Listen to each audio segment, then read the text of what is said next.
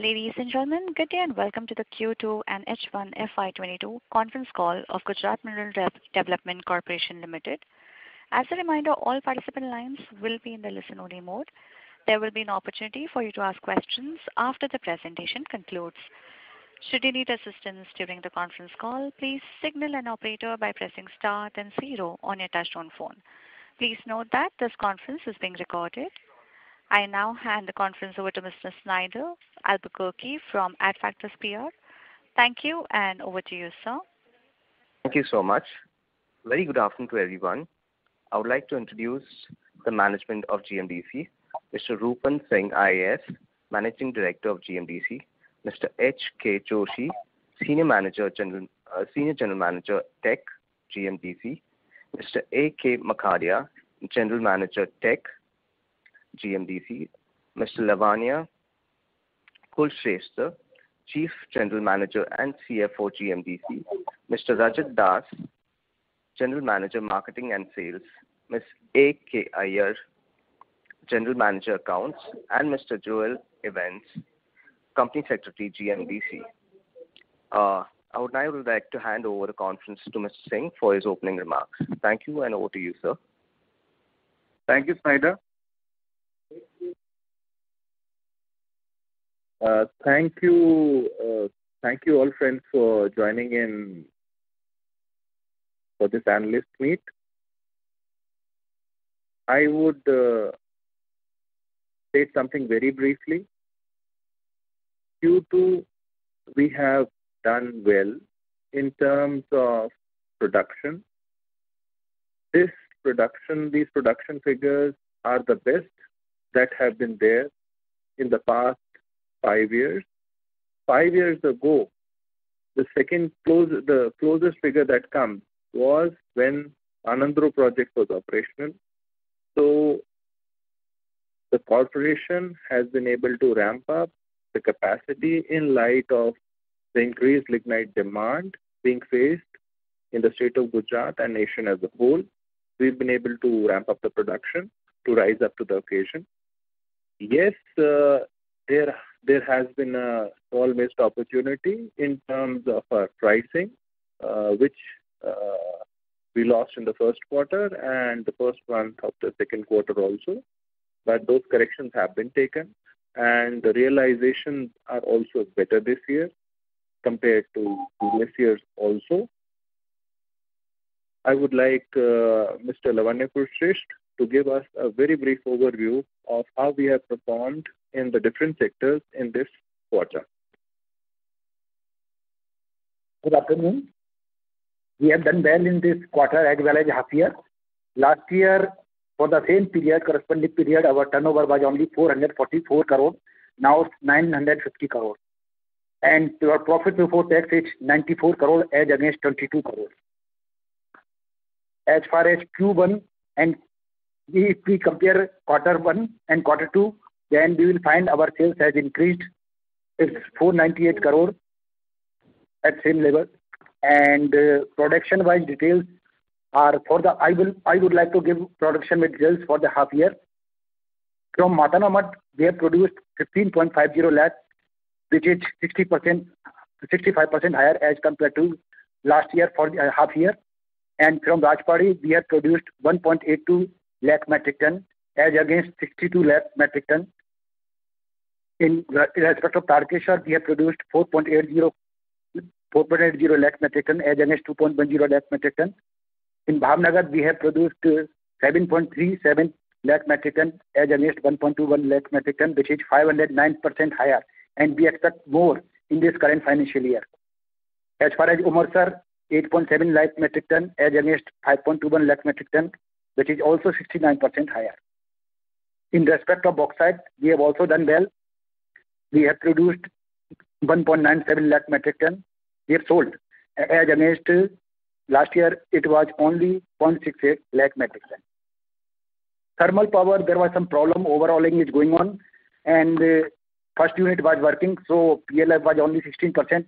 But second unit has also started, so we expect that PLF will be more in forthcoming months. Wind power project, we have improved well. we have generated 216 million units, which is at 25% PLF, and our turnover was 82 crore, as against 58 crore in the corresponding period of last year. Solar project, we are doing well. Our PLF is 15%. We have won 5 crore from solar project. As far as total revenue from mining projects, total revenue is 76 crore. For Akrimota Thermal Power Plant, it's 40 crore. Renewable energy, 87 crore. Corporate office income is 53 crore. So thus total revenue is 1055 crore. And profit before tax, I've already mentioned that it's 94 crore up to Q2. And we expect that it will be good. Our production level will cross 80 lakh metric ton in current financial year. And our net worth will also increase. And we are also planning to enter new mining sector. We have been allotted 6 mines and we are working on that. That's all from finance. Thank you, Snyder. Is that all right? Shall we move ahead? Yes, sir. Moderator? Yes, we will now start the Q&A session. Anyone who wishes to ask a question may press star and 1 on their touchtone telephone. If you wish to remove yourself from the question queue, you may press star and 2. Participants are requested to use handsets while asking a question. Ladies and gentlemen, we will wait for a moment while the question queue assembles.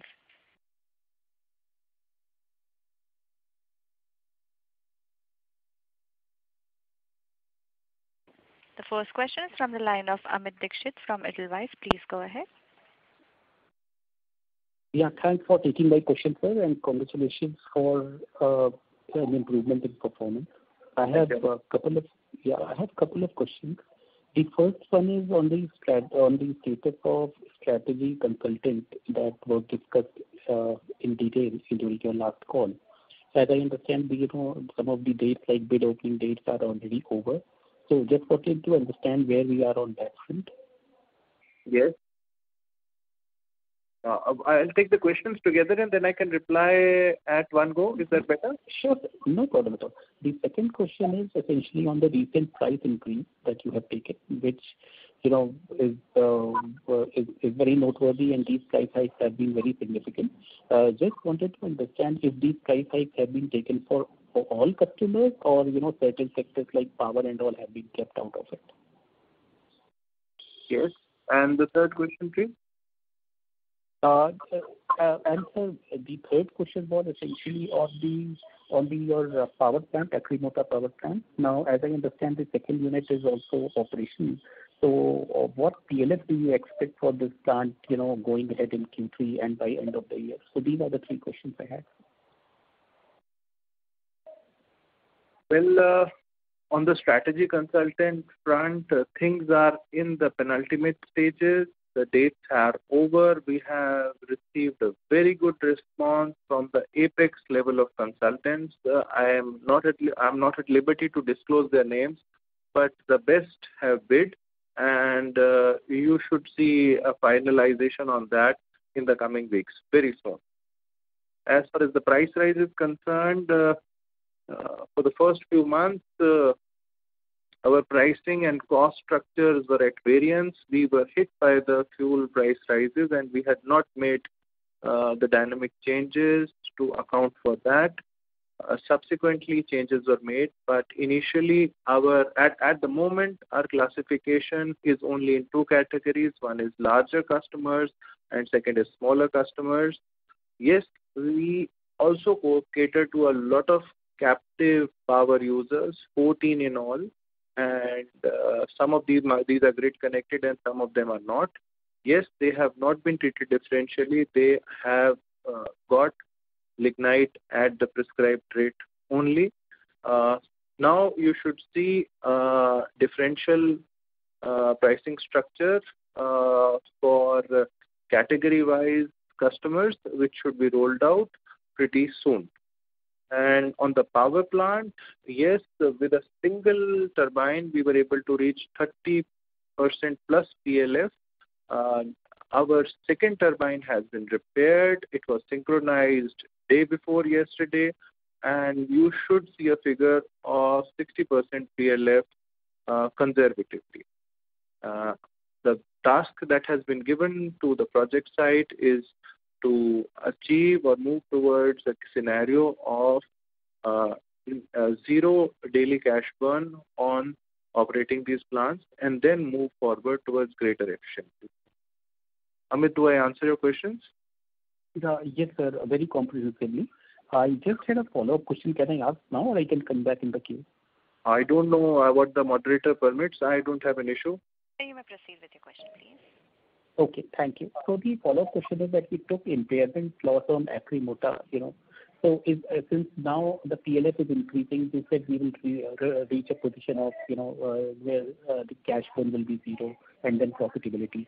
So is there a chance of this impairment being reversed in let us say, by end of this financial year? Two new factors. One, we have taken the issue of fuel price renegotiation with our sister organization GOVNL. Along with that, renegotiation of certain issues which affect our profitability. So that is one aspect. How these things progress will determine part of the story, how it unfolds. Second is we are in the final stages of onboarding a strategic consultant, again of the same apex level, to help us take a strategic view on this plant. We had elaborated on this in a previous conference also, and now it is in an advanced stage whereby we will be taking very good expert advice on this issue. Okay, great, sir. Thank you so much and all the best. Thank you, Amit. Thank you.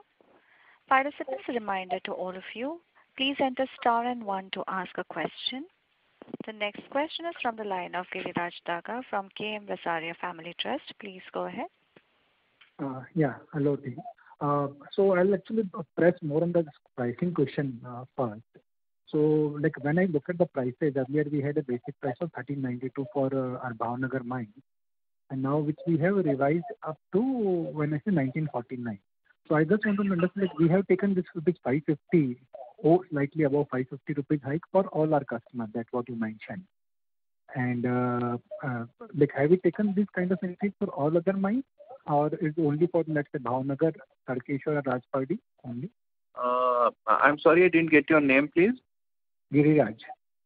Giriraj, we've taken a price rise across all projects, and we endeavor to provide an equitable price to the customer, even for certain of our projects which are slightly better in terms of calorific value. So the price rise has been across board, and I would request General Manager Marketing and Sales to give you an idea on where the prices stood 3 months back and where they stand now for the 5 different projects. You mentioned Bhavnagar, you would take it. Good afternoon. This is R.K. Das, and what I understand that your question is there is a appreciation in prices of Bhavnagar, and your supplementary question is that whether it will be across the board or it will be project specific, and what will be the path forward. Am I correct? Yes. Okay. So, sir, if I can say that till time we are able to increase around 30% of the prices of GMDC equitable in a single pricing figure. So, and with this pricing as well, we are quite competitive in comparison to the international coal's landed price at various demand centers like Surat, Ahmedabad and Morbi. So there is a gap, and we are increasing these prices in a very graded manner because we want to calibrate the effect of these changes in a certain periodicity. Once the market observes, thereafter we move for the subsequent increase in pricing. So yes, of course, there are opportunity. We have traveled. We have increased up to certain extent, and given to the market situation, the conduciveness of this market situation, we are planning to increase it in a graded manner, and it will be across the board. It will be for all the mines in a cyclical manner. Okay. Just to make myself clear, so like last quarter we had about like 2150 kind of a net realization, 2150, close to that. So you are saying that we are taking about 600 rupees price hike across all our mines as well. That is kind of is the... Not exactly, but close to that. Close to that. And just to follow up there, like out of the 600, what will the cost increase? Like how much part will flow to EBITDA out of the 600 rupees price increase? Actually, the cost component can be a fixed component and the variable component. However, the variable component increases with reference to the production capability and the input costs. So it used to vary on monthly cycle. However, I can say that in all projects, barring a few, we are we have cross-passed with our pricing mechanism. We have cross-passed the cost, and all the projects are with the current pricing mechanism are a profit center, barring a single one or two projects which are very close, and we are in the process of increasing that price as well, so that we can actually make that project a profit center from cost center. No, I got that point, sir, but the idea was asking like, let's say out of 600 rupees, 400 will be EBITDA addition, or it will be 300 kind of a number? Like what is the cost increase we are seeing? Sir, actually the 600 rupees is, or what you perceive, is a worked out amount that is based on complex formulas, because our product across various projects are having various calorific values, so they need to be equated, and thereafter that will be put in a matrix, and on that matrix the GMDC's average lignite value was equated, and based on that the price rise was around 30%. And in some projects we are operating, we are profiting. At some projects there is a challenge to come out of this cost factor because of so many dynamics. So in that case, we can say that what we were before 6 months, we have come out of that, and currently the realization has increased, and it will increase more in future days to come. Okay. Second, like into the volume guidance, you said at 80 lakh ton, and we already did 20 lakh ton. So are we assuming the second half to be similar kind of a run rate of 20 lakh ton per month? Because I was assuming second half should be higher, about maybe 20% of a number. I could not follow you. Can you repeat? So we had said that we'll do about 80 lakh ton this year in terms of mining volume. Sir, there is a target in place, and we are pretty sure that we are moving beyond the target. Given the inputs and given the market conduciveness, we will cross past the set target. That's it. And hopefully we'll cross past 80 lakh metric tons annual target for lignite. Okay, understood. Thanks a lot from my side. Thank you. Thank you. The next question is from the line of Nilesh Doshi from GL Capital. Please go ahead. So thank you for taking my question.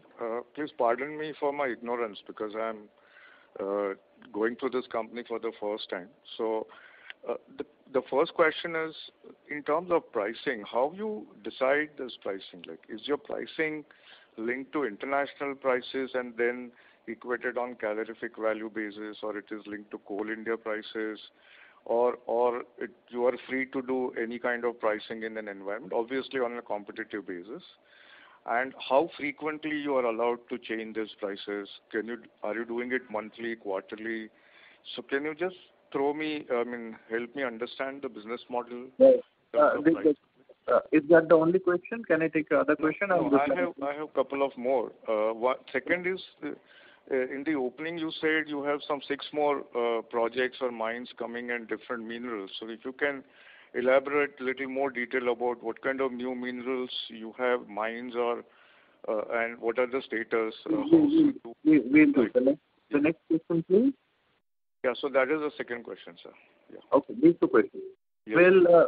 We had, I can elaborate on both these questions, but we had taken these questions at a fairly extensive pace in the previous conference, but still, at the cost of repeating, I'll go. We essentially work on a cost-plus model, and we are open to comparisons with our main competitor, which is imported coal, and what is our landed cost at major consumption centers vis-a-vis the landed cost of the imported coal. So that is our business model. We are not linked to Coal India prices because our product is different, our geographical scope is different, and we have our relationship with our customers is different. We have very small customers who offload 54 to 76 tons to people who take 10, 20, 30, 60,000 tons also. So our basket is different, and this is our strategy. Our production and dispatches are scheduled fortnightly.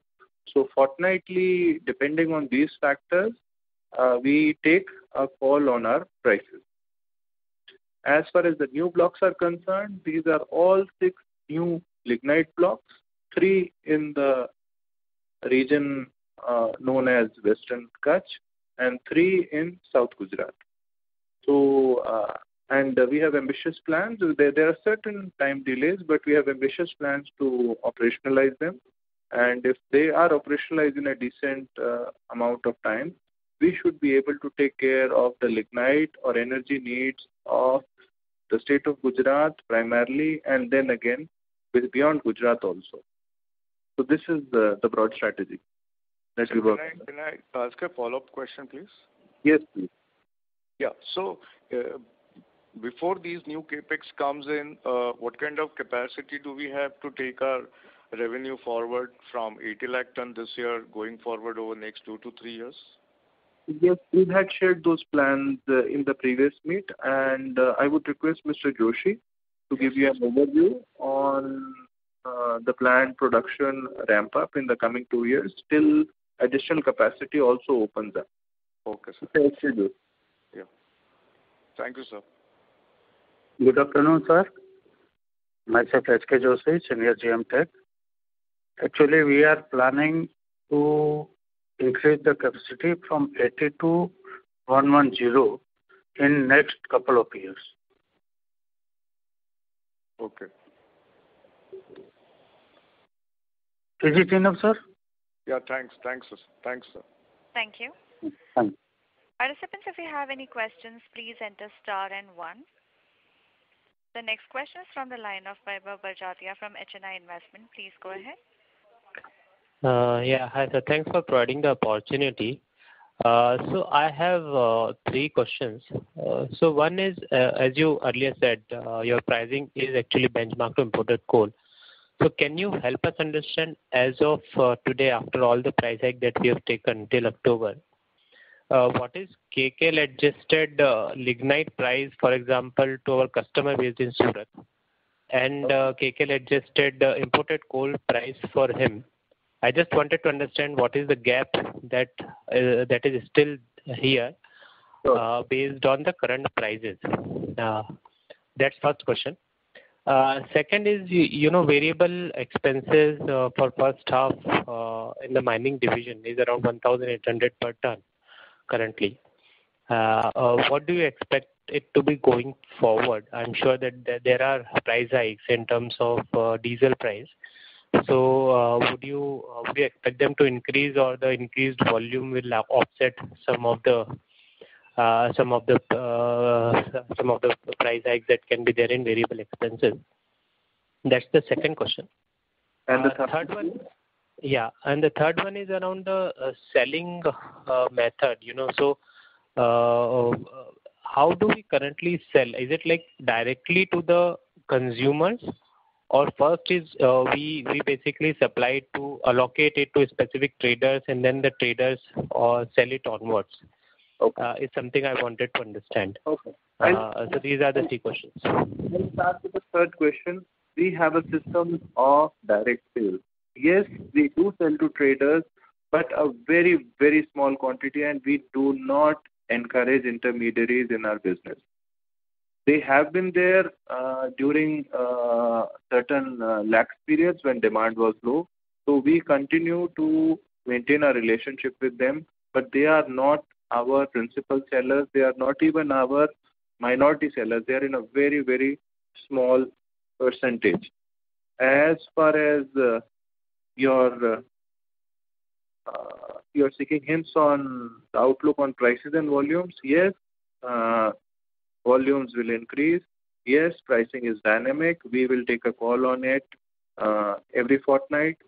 And I will give you an idea of the differential of landed cost at one center. Yeah. Say, example, Surat.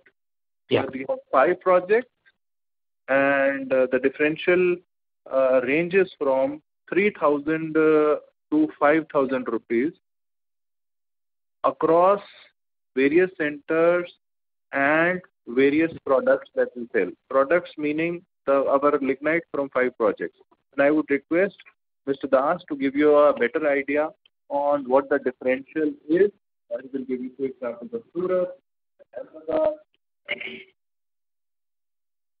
Yeah, good afternoon again. Myself Artedas, and to be very specific on your questions, currently with our current pricing regime, we used to be around less than 50% of the landed cost of the imported coal at these demand centers like Surat, Ahmedabad and Morbi. However, the international pricing of imported coal are quite volatile, and the rise is quite significant as well. We have kept a watchful eye on them, and our price correction is always based on pragmatic analytical inputs. So this used to capture the rise and fall of the imported coal by and large, and our strategy is to remain competitive for a longer period of time, and our inventory should be sold at a price which will actually with a pricing that will encourage the industries to grow in a faster manner. So you are talking about this 50% differential on kcal adjusted basis, right? Yeah, exactly. Around 50%, yes. Oh, okay. Yeah. Yeah, and my last question on the outlook for variable expenses per ton. Yes, sorry. Please proceed, sir.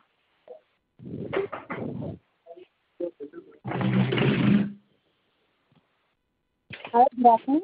This is Customer Area, General Manager Accounts. Regarding our variable cost is mostly our mining expenditures, and 50% is towards diesel. So diesel prices are increasing, so our variable costs will surely increase. While our increasing our sales price, we consider both market dynamics as well as our variable cost, which is mostly the diesel cost. So we consider both while deciding our selling price. We consider our variable cost also. And due to increase in the production, variable cost means it will not come down. Variable fixed cost will come down, but not the variable cost. Right. Yeah. Okay. I think all my questions have been answered. Thanks a lot. I will come back in the question queue. Thank you. Participants, if you have any questions, please enter star and 1. The next question is from the line of Jitesh Chheda from Lucky Investment. Please go ahead. Sir, when you mentioned that pricing is decided at the time of dispatch, so the entire volume that you sell is spot volumes, spot pricing, and there is no long-term contracts that you have done. That's first question. Okay. My second question is this 80 million ton to 110 million ton, 8 million ton to 11 million ton of production increase that you were talking about. Is it possible from the same mines, or you need the newer mines to become operational for your 8 million ton to go to 11 million ton? That's the second question. Okay. And my third question is, you just replied on that 50% of the cost is variable. So let's say when you're taking the 550 rupees price hike, is it fair to assume that at least, closer to 300, 350 rupees will actually flow down to your EBITDA, which means on a 8 million ton, on an annualized basis, you tend to make 300 crores more EBITDA. So these are three questions, sir. Well, Jitesh, we don't have any long-term contract, but we have approved capacity to which we are committed to supplying.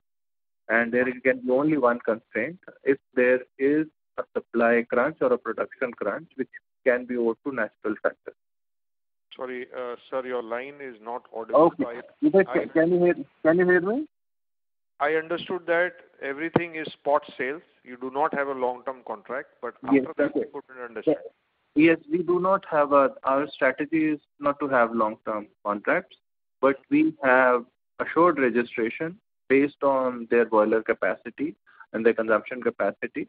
And we progressively keep on ranking our customers and making allotments based on their lifting that they do with us. And this production capacity ramp from 8 to 11 is through our existing projects only, primarily through the Bhavnagar project, in which you would have seen much better performance quarter to quarter compared to last year. And on the variable cost component, yes, I agree with you, but I would not like to commit on any numbers. Okay. And sir, in the past there were challenges on ramping up the volume at your mines. Have you overcome this challenge this time around, and what were the challenges, or when do you see this 8 million ton moving to 11 million ton? And there were many challenges in the past, sir. Jitesh, this is a fairly difficult sector to ramp up capacity. In spite of all the challenges, we have done well in Q2. The results are there to see. And we have an ambitious goal of taking it to 11 million tons. Yes, we will address all challenges. They are all listed, and we are working on them. And what was your half-yearly volume, sir? Half-yearly volume, Mr. Pulshis, could you please... on lignite only? Yes, sir. Okay. 38 lakh metric ton. About 3.8 then? 38. Okay. And how much of it was merchant sales in this, or this entirely was merchant sales? Well, sold outside? 32 lakh was merchant sale. Sorry? Around 32 lakh. Okay, so about 0.6 is what you consumed. Yes. So basically in that 8 million ton also, if you do that 8 million ton number, about 1 million ton will be consumed in-house, and about 6.5, 7 million ton would be sold out, right? 14 lakh will be consumed in-house. Rest will be in market. Okay. Thank you very much, sir. Okay. Thank you. The next question is from the line of Vaibhav Barjatia from HNI Investment. Please go ahead. Yes, thanks for the follow-up. So on the variable expense side, you have mentioned that nearly 50% is diesel cost. So what are the other components of the variable cost? And just wanted to know, are they also facing some kind of increased pressure, or they are pretty much stagnant? That's the only question, or we can take more questions and then we reply together? Yeah, that's the only question. Okay. I would request GM accounts, Mrs. Iyer. Variable expenditure, 50% is almost diesel cost. In other fronts, there is not much higher increase. Only in the diesel cost, it will be depending on the market price of the diesel. We don't expect much increase in other components. Got it. Sorry, I just had one more question in my mind. So, are you expecting any changes near term or medium term in the stripping ratio from any of the mines, or more or less you think that it will be same? Because we are given them the long-term contracts for more than 5 years, so we don't expect much changes in the stripping ratio in short term or medium term. Okay, that's it. Thank you so much. That's it from my side. Yeah. Okay. Thank you. The next question is from the line of Saket Kapoor from Kapoor Companies. Please go ahead. Yeah, Dhanyavad sir for this opportunity. Sir, when we look at the income part component, we find the finance income having a major share in the income profile. When we look at the PBT numbers, the contribution is 49 crore, out of which the finance income is to the tune of 35 crore. So yes. Operationally it is only 12-13 crores that we are doing on a revenue of 450 crores. So when is this equation going to change? Is it because of the lower utilization levels, or what is the main reason for this lower operating profit, and when is this going to change going forward? And this is the first question. Yes, okay. This is the first question. So secondly, you talk about this corporate office income to the tune of 50 crore and something like that. I missed that point. If you could elaborate, what was that from the corporate office income part? And third point is again with respect to the balance sheet item. First, the cash flow. We have seen this trade receivable. I think it has reduced by 200 crore, or that I think that has increased by 200 crore. If you could explain the reason. Yeah. Can you repeat the last question, please, once again? Sir, I was looking at the status of the trade and other receivables. Yes. That adjustment has gone up by 200 crores for the first half. Yes. So if you could explain the rationale for the same. And I have one more question. First you answer these three, sir, and then I think I can put forward the last one. आप question पूछ लीजिए ना, we'll take all the questions. जी sir. Sir lastly sir ये consolidated assets में आपका non current and current दोनों में ही अदर करंट एसेट हजार करोड़ के दिखाए हुए हैं. 1140 करोड़ है आपका नॉन करंट में और 1061 करोड़ है करंट एसेट में. So what are these two assets attributable to, and also about this provisions of 528 crores and under non-current liability? I'll give you a brief overview, and then I would request our CFO to give you a detailed reply.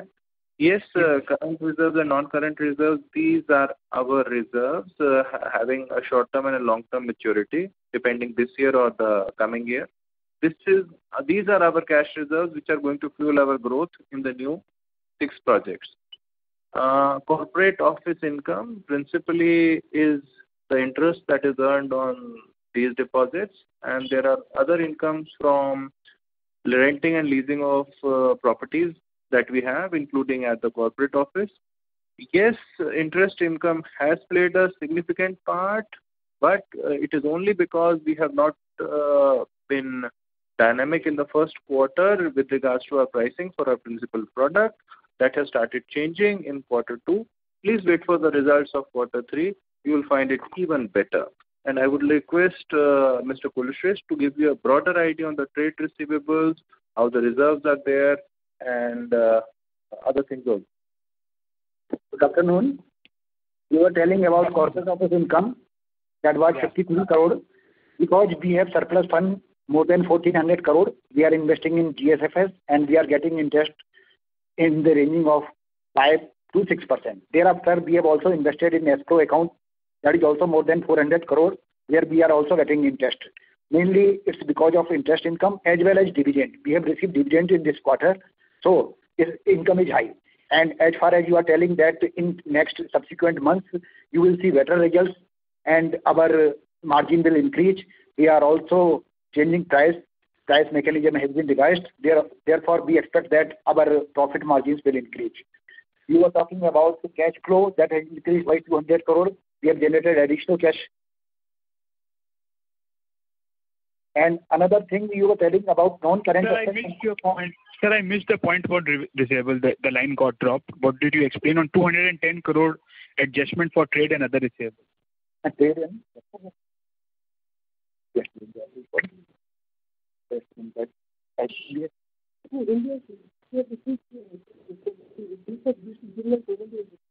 We have received this payment from GSEC and Juvenile. That is the trade receivables, because we are selling them on credit basis and we receive money later on. That is why we have mentioned trade and other receivables. That amount we will receive from Juvenile and GSEC. So our lignite sold to them. And another thing you were telling about non-current assets, that is property, plant and equipment, 1,119 crore, and current assets, which includes inventory, fixed financial assets. Inventory is rupees 97.52 crore. Then trade receivables, cash and cash equivalent, other bank balances, loans, other financial assets. Yeah, I was talking about the other financial assets in under both categories. What are these attributes? Sir, I was asking other financial assets under both non-current and current. Sir, our other financial assets includes our escrow account balances, as we have our investments in the GSFS, which are due for maturing in next 12 months. Our current other current assets includes that much.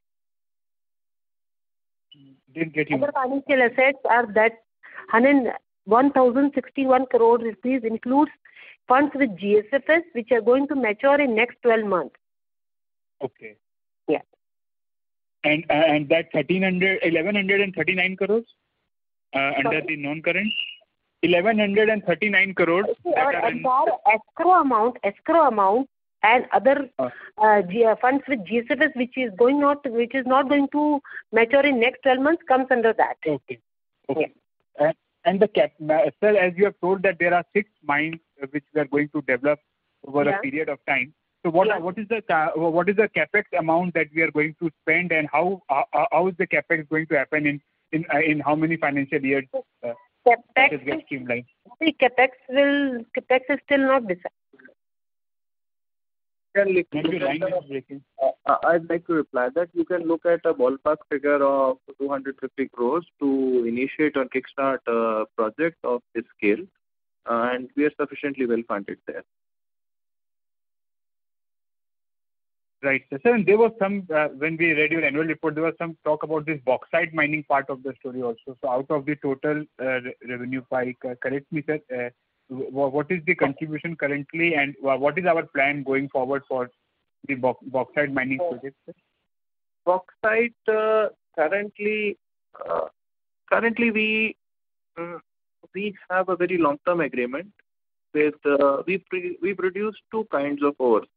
One is high quality, which goes by the name of plant grade, and the other is non-plant grade, that is below 52% alumina. So what is high grade alumina, that gets sold very readily and we are able to sell that at a premium.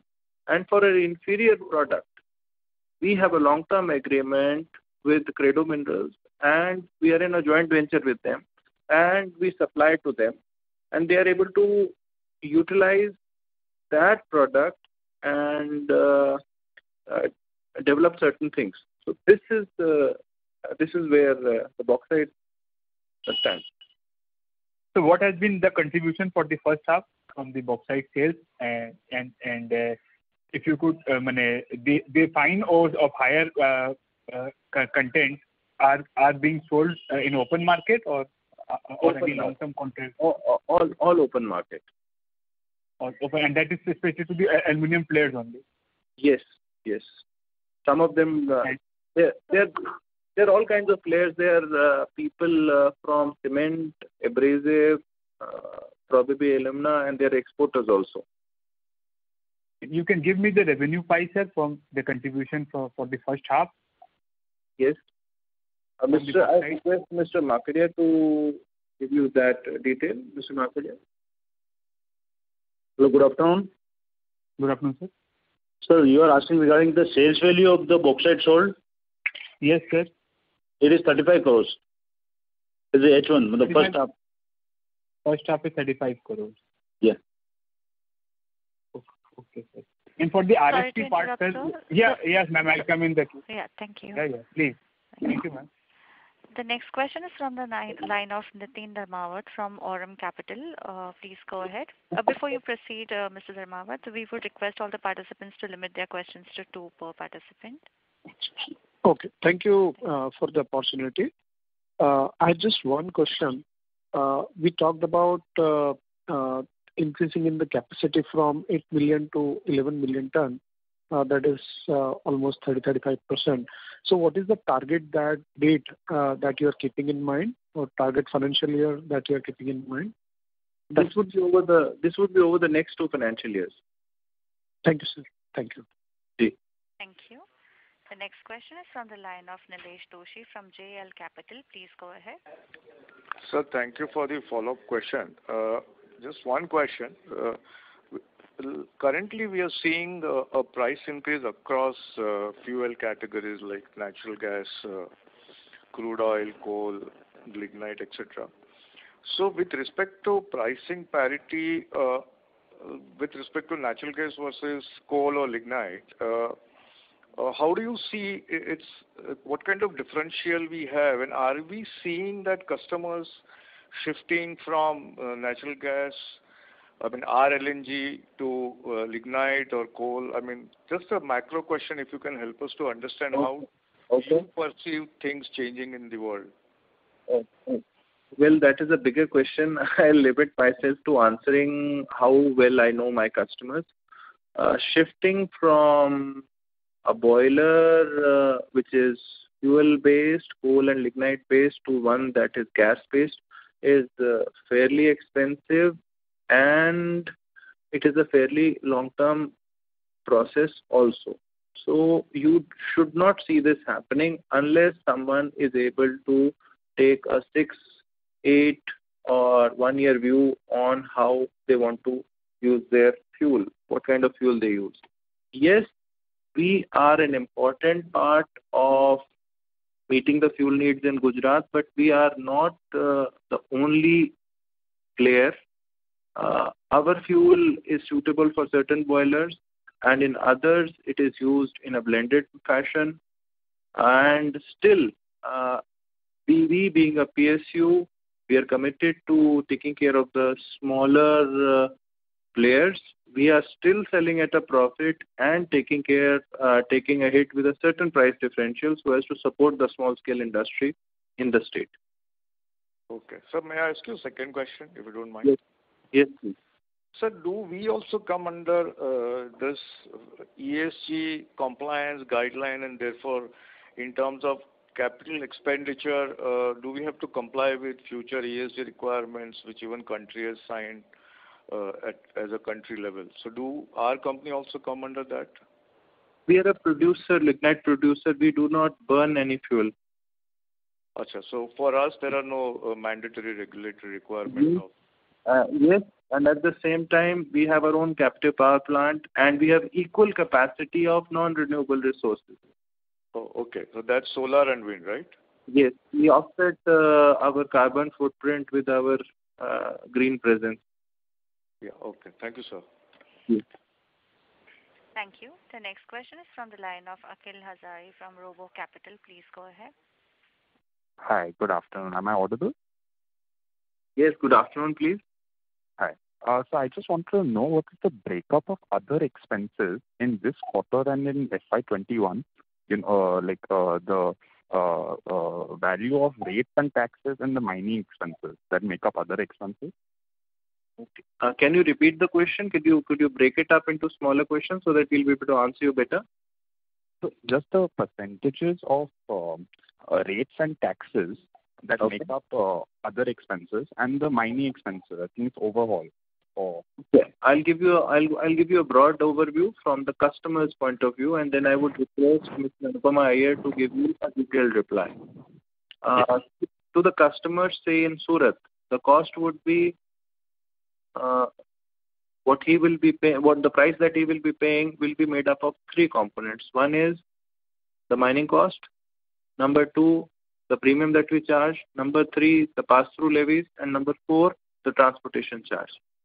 So this is the broad universe. And I would request Mrs. Anupama Iyer to give you a better idea on taxes, dues, and levies. Yeah, hello, good afternoon. It is Anupama Iyer, General Manager Account. Yes. Yes, sir. Out of our other expenditure of around 800 crore during the half year, around 500 crore is towards the mining expenditures. Okay. Hello? Okay. Yes. And Yeah. rates and taxes would be how much? The remaining amount? We are charging 400 rupees as clean GST compensatory cess from that, and that is around 145 crore rupees during this half year. Okay, fine. Okay. Thank you so much. Yeah. Thank you. The next question is from the line of Jitesh Chheda from Lucky Investment. Please go ahead. Sir, one clarification on this, the non-current asset which you were referring to one of the participants. Yeah, other financial assets and other financial assets. So other financial assets in the asset side and on the non-current side, and other financial asset in the current asset side. Now, both these figures total to about 2,200 crores. So, is this like a free cash which is today invested in one of the places that you mentioned, GFC or GSFC? Or GSFS. GSFS. GSFS is a state-owned NBFC. It's owned by the government of Gujarat. Okay. And I think its balance sheet is in the tune of 40 to 50,000 crores. Okay. And I would request Mr. Anupama Iyer to give you a better reply on what you have said. Hello, this is Anupama Iyer. Yeah. Around 2,200 crore free cash is around 1,400 crores, which we have invested with Gujarat State Financial Services, which is GSFS. Around 700 crore is with escrow accounts.